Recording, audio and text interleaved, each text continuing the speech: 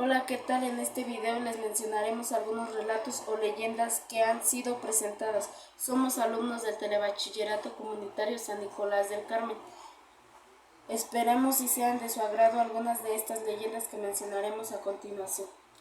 A medida que los tiempos pasan, hay cuentos de terror que se han alojado en los corazones de millones de personas, usualmente para nunca salir de ellos.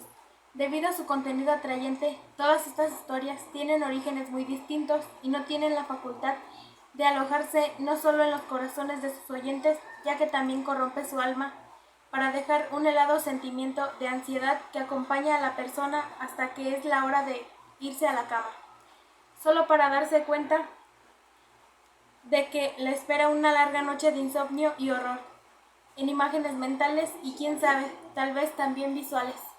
Atención, en estos momentos escucharán algunos relatos o leyendas de terror.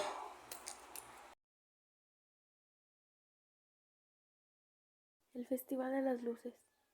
La noche era perfecta para hacer lo que debía hacer hace mucho tiempo.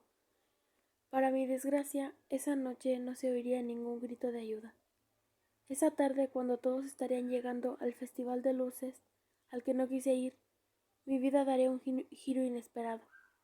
Estando en la cocina, divisé que algo se movía rápidamente entre los árboles del patio. Antes de preocuparme, salí a verificar que no fuese el perro del vecino que solía escaparse para molestar mis plantas. Caminando hacia los arbustos, supe de inmediato lo que había atrapado mi pierna y que me había hecho retorcerme de un dolor. Una trampa para osos atravesaba mi tobillo como una bestia de metal, haciendo parecer que el hueso que sobresalía de mi pantalón era su juguete favorito. Me había equivocado en una sola cosa. No era el perro del vecino lo que llamó mi atención. Mientras tomaba café en la cocina, el que puso aquella trampa para oso se dirigía hacia mí, con su cara descubierta y repleta de cicatrices. Por su manera de caminar se podía entender que no venía a ayudarme, sino que aquel sujeto en realidad era mi nueva peor pesadilla. Arrastrando la trampa para osos, me arrastró a mí, llevándome hacia la casa mientras gritaba con las fuerzas que me daban en los pulmones. No recuerdo un momento más desesperante que sentir que nadie me escuchaba. En esos momentos mi pierna dejó de importar, el dolor dejó de importar, mi molestia un tanto absurda radicaba en el hecho de poder ser asesinada sin que nadie se diera cuenta. Después de tanto tiempo, soportando escándalos, fiestas y derroches, merecía por retribución que esas personas al menos escucharan mis gritos desesperados de auxilio. Por muy terroríficos que fuesen, pensé que mi muerte duraría mucho tiempo, que ese hombre me despellejara lentamente como una película de terror. Pero justamente antes de ser arrastrada por las escaleras, tomé un pico de jardinero que había dejado abandonado hace meses debajo de una lona sucia. Aquel hombre se dio cuenta que lo había atacado en el momento que el pico atravesó su talón de Aquiles. Mi venganza sería retribuida con una patada en el rostro que aún hoy me duele de recordarla. Pero mi intención surtió efecto. Mientras se alejaba de mí para recuperar el equilibrio, no tuve más opción que llenarme de fuerza bruta, dejar la niebla de mi mente de lado y abalanzarme sobre la espalda de mi perpetrador. El dolor de mi tobillo y pómulo me ha durado toda la vida, pero mi desgracia terminó más rápido de lo que creí.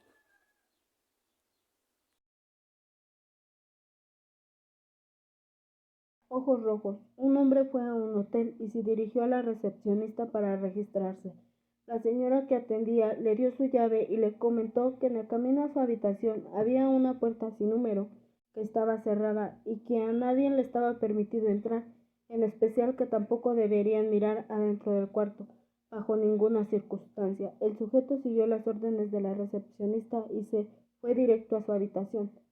La siguiente noche su curiosidad no lo dejaba en paz, así que el hombre decidió ir a revisar esa puerta sin número. Cruzó el pasillo y llegó al cuarto. Trató de abrir la perilla. Desde luego estaba cerrada. Se agachó y miró por el cerrojo. Sintió una brisa fría en su ojo. Lo que vio fue simplemente una habitación común y corriente, como la de él. pero en esa esquina de esta habitación una mujer cuya piel estaba completamente blanca estaba recargada con su cabeza contra la pared.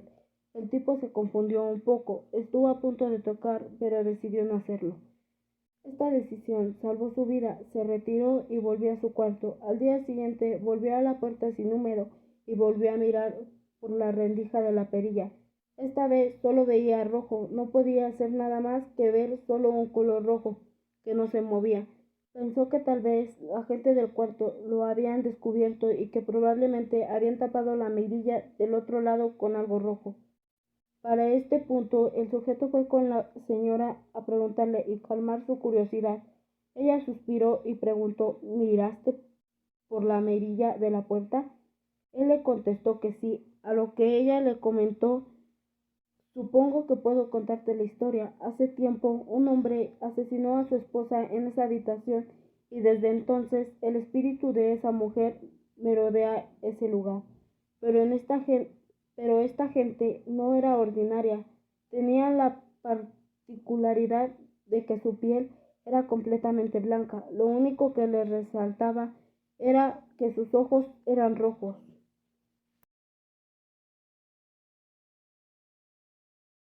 Aquello que lo persiguió. Era una noche muy fría en mi ciudad. No tenía dónde ir, pues mis estudios de medicina requerían que estuviera en la sala de autopsias hasta muy tarde. Pero justamente esta noche me siento muy cansado, no sé por qué, pero no reparo en ello. Guardo mis instrumentos y salgo de la universidad. Como los dormitorios están muy lejos, decido cortar por un camino por una pequeña plaza que, como supongo, está poco transitada por ser ya las 11 de la noche. Camino y camino viendo los grandes borbotones de humo blanco que salen de mi boca debido al frío, hasta que por fin llego a las camineras rodeadas de una fina capa de nieve. Nunca me gustó mucho este lugar, pero queda justo detrás de los dormitorios, por lo cual tomo la poca valentía que me quedaba y aprieto el paso hasta que, cuando me encuentro la mitad de la plaza, empiezo a escuchar unos pasos rápidos a mis espaldas. Me volteo instintivamente y ahí está, una figura de mi misma altura, con una forma acartonada y ensombrecida, que solo está ahí aparentemente mirándome. «Hola», grito para llamar su atención, pero parece no entender lo que digo, solo está ahí. Sigo mi camino, sin que nada intervenga, más justo cuando doy los primeros pasos, vuelvo a escuchar los pasos rápidos y cuando me volteo la misma figura rígida estaba ahí mirándome, pero esta vez más cerca de mi persona. Eso, decido caminar de espaldas para ver si de esa manera vuelve a seguirme, pero nada sucede. Ya aterrado, pienso en voltear y salir corriendo, hasta que me doy cuenta que con ese frío de mi boca siguen saliendo borbotones de humo blanco debido al frío. Pero de ese ser nada sale. Me doy la vuelta con lentitud y salgo corriendo en cuanto escucho pasos de aquel yendo cada vez más rápido. Ni siquiera me volteo, solo sigo mi camino con un escalofrío penetrante en mi espalda. En eso, veo las puertas del dormitorio a lo lejos, acelero como puedo mientras siento que la figura ya está encima de mí. Abro las puertas del dormitorio y sin siquiera mirar si está detrás de mí o no, cierro la entrada y salgo disparado hasta mi habitación. Ya en esta, hiperventilado y desconcertadamente aterrado, decido recostarme en mi cama, dándome cuenta de lo agotado que estoy, sin tener idea de lo que acaba de ocurrir.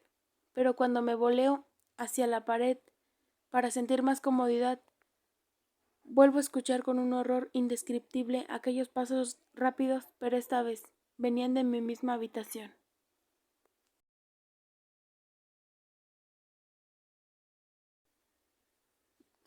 La niebla. Esta es la historia jamás contada de un cazador que un día fue al bosque a hacer precisamente eso, cazar. En su travesía decidió cambiar de rumbo para dar diversidad a su oficio, así que giró su camioneta y la estacionó frente a un bosque desconocido que tenía la fama de ser abundante en presas grandes. Fue con su escopeta afianzada a sus manos, pero no pudo ver más allá de su nariz, ya que de repente una abundante niebla se apoderó del panorama. Esta resultaba tan espesa y profusa que el cazador no pudo dar con su rumbo de origen, y se adentró en el bosque más de lo que había planeado. Caminó y caminó, frotando sus manos en sus antebrazos, pues la niebla trajo consigo un frío atroz que le caló hasta los tuétanos al pobre cazador. Mientras un marcado humo blando de su boca salía con cada respiración. Mientras seguía caminando, aleteaba sus brazos en búsqueda de algo de lo que sostenerse. Cuando sintió que alguien tocaba sus brazos, por un segundo no pudo determinar qué era lo que realmente tocaba sus brazos, pero el segundo se convirtió en un momento eterno cuando percató que ese algo alaba sus extremidades con una fuerza descomunal. Mientras más hacía resistencia, más se sentía que la fuerza opuesta se multiplicaba e intentó con todas sus fuerzas soltarse de eso que no podía ver entre la niebla, hasta que ocurrió. Sus brazos sintieron el desgarre metálico que pondría fin a su vida. Sus brazos comenzaron a desprenderse con una violencia que se movía en cámara lenta frente a sus ojos. Una sensación de impotencia llenaba su mente mientras se desangraba al lado de una piedra. Aquel día solo debía quedarse en casa.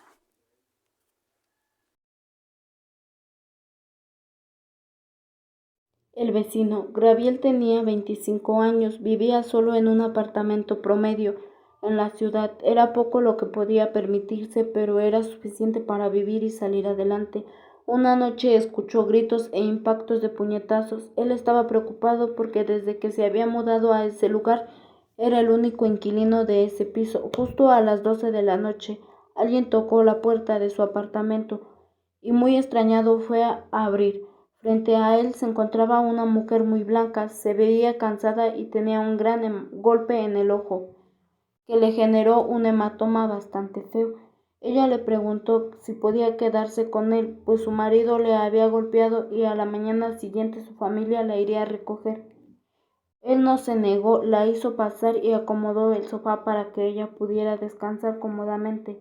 Era lo único que podía ofrecerle y ella no se quejó, solo le agradeció ese pequeño gesto y se fue a acostar. Al día siguiente, cuando Gabriel iba a hacer el desayuno para ambos, notó que la sábana que le había dado a la señora estaba doblada delicadamente y la mujer ya no estaba. No se extrañó, quizás la familia la había buscado muy temprano y ahora ella estaría denunciando a su esposo. Sin embargo, ella volvió a aparecer a las 12 de la noche, más golpeada que el día anterior. Todo eso se repitió por una semana completa y ya el chico estaba angustiado. La mujer no le decía nada de su marido, solo se dedicaba a negarse a hablar y a descansar.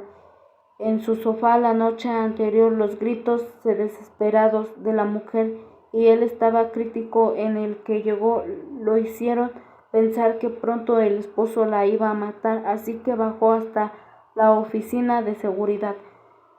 Grande fue su sorpresa cuando los vigilantes y vecinos le dijeron que lo que decía era imposible, que esa mujer no podía quedarse en su habitación.